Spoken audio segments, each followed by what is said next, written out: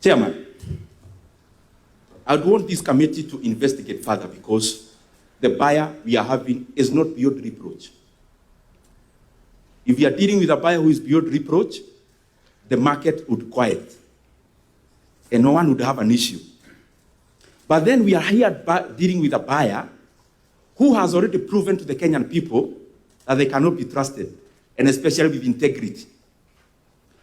When Safaricom share was being listed, I was working for a stockbroker when I was in university. And therefore I have the details of that listing. Chairman, there was a company called Mobitelea, which owned 5% of Safaricom by the time of listing. Previously, they owned more. If you look at the listing memoranda of Safaricom, this was how the shares were allocated. 35% was to be listed, 35% was GOK. 35% was our buyers. 40% in the market, which we all own. Now, Chairman, in the current memoranda, which was released by the same buyers, they now have 40%. Let me rephrase so that I am on record, I am correct. By the time of listing, 35% was GOK. That's 35%. 35% was our buyers. That is 70%. 5% was a company called Mobitelea, which was a vehicle of political patronage. The amount that was listed in the NSC was 25%, not the statement I had said before. So we listed 25%, it is in the market. All of a sudden, in this memoranda, now government has 35%, but our buyers already bought Mobitelea. So it means then the buyers were in cahoots with Mobitelea. Can Kenyans trust this company to be above board when it comes to this transaction when they already have shown their true colors in terms of integrity insofar as Mobitelea is concerned? Second one, and this one members take it now just like the one for condition precedent. Seriously.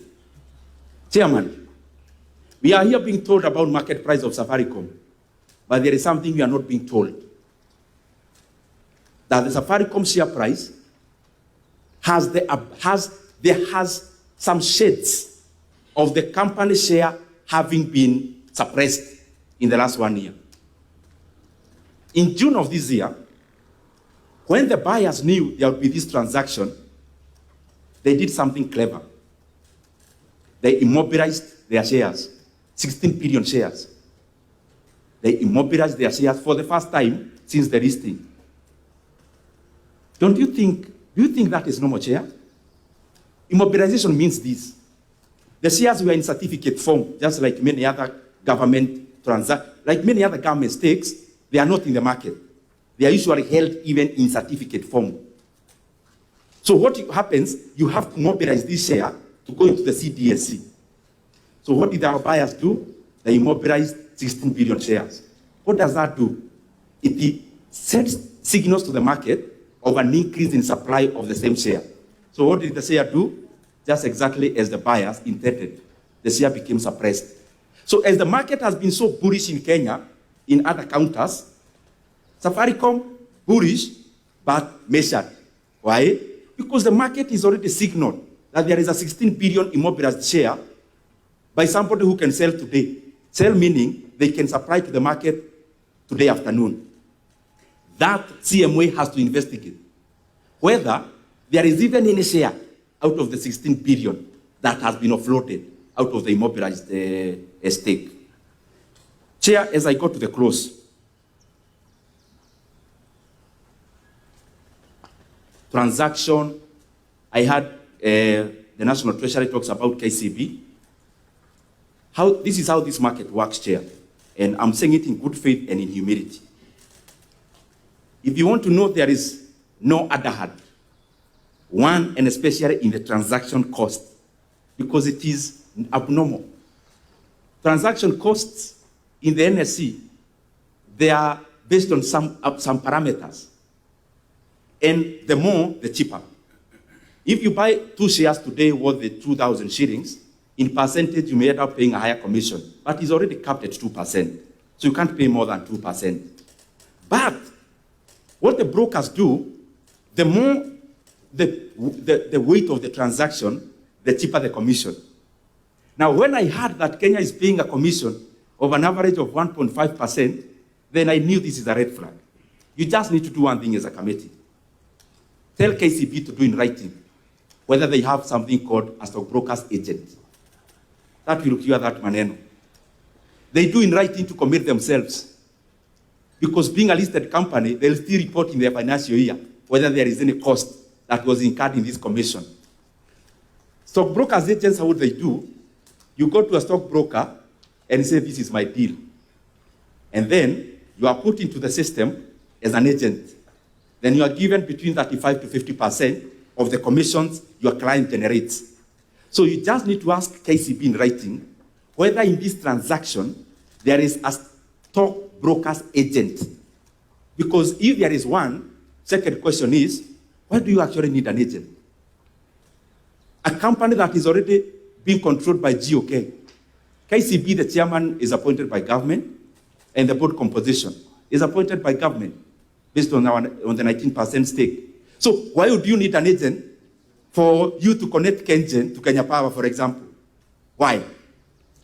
So, chairman, whatever savings we make, it should go to the Kenyan people.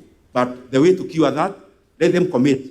And then Parliament will check later whether in this transaction there was associated cost of an agent, because that is how things can happen. Lastly, the way forward, I have always said it, and I know 100%, Kenya may end up getting over 350 billion Kenya shillings if we follow part of them. And the many suggestions that I have heard from many people who have appeared before you, Chair. One, this issue of listing Safaricom came up even when I was in the corridors of power.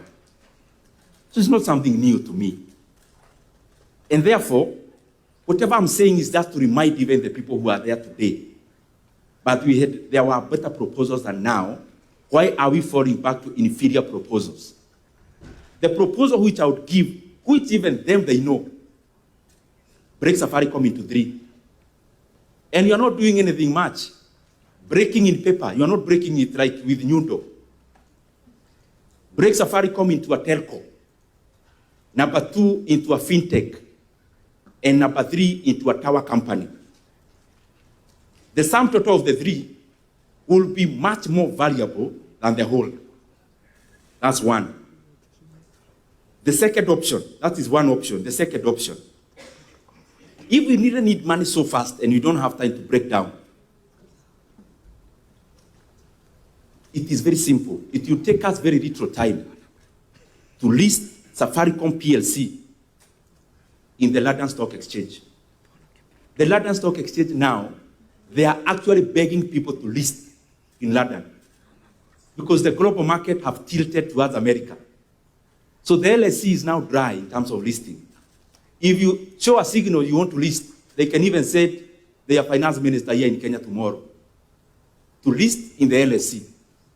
Once we list in the LSE, we expose Safaricom into the global markets. So people who don't know Safaricom, they only know M-Pesa, they'll get to know there is this profound company called Safaricom. It is actually the owner of M-Pesa, because M-Pesa is actually more known globally than Safaricom. What does that do? It creates interest. Chairman, after that, within the same option. After listing the LSE, open bids, international bids, for only 2 months, Kenya will be surprised that we will have people bidding even above the current consideration because of the other parameters that I gave. And I can bet to you, Chairman, and this issue is very weighty in my heart, it's very heavy in my heart. The market already knew that Etisalat wanted to buy Vodacom. It was already known in the market. And therefore, I will not be surprised if our buyers today, next month, they are on sale. Why can't Kenya be patient for 2 months? We go directly to the main buyer and we get the right valuation. When we open an international bid, I can guarantee you we'll have the same buyers bidding at a higher price. We'll have Orit bidding at a higher price. You'll have Tissarat themselves bidding. You can have investment vehicles like BlackRock bidding, like Blackstone. Eventually, Kenya will get more, as the story I gave about Rea Vipingo. So my submission, Chairman, is let us open this bid to international bidders. And we lose nothing. If Kenya gets an additional 150 billion, I thought the mileage will go to government. They'll build more roads. So, I mean, everyone benefits. Why can't we be patient for 2 months and we get a higher price, Chairman? Thank you very much. And as I submit, we look about the dividend. This is another securitization, as you know, of dividend. I would want to know even from the committee, maybe separately. You know, there's something called MTDS, whether it's actually part of it. We are now securitizing dividend. This dividend was part of our Appropriations Act, the current one. Because part of our revenues, the dividend is part of it. So we have securitized. I may ask many questions even about the current IPO that is ongoing. The proceeds were part of the Appropriations Act. So don't we see a mismatch? We have securitized dividend for the next many years, yet in our long-term and medium-term planning as a country, it is already accounted for as a revenue direct to the consolidated fund. I think Kenyans deserve answers on that. Thank you, Chair. I may give more rejoinders as we interact with members. I thank you very much. Thank you very much, the Honorable Ndindi Nyoro, for your excellent presentation and submission to the committee. Members, you've had the stakeholder. Now I'll be calling him a stakeholder. He's here as a stakeholder.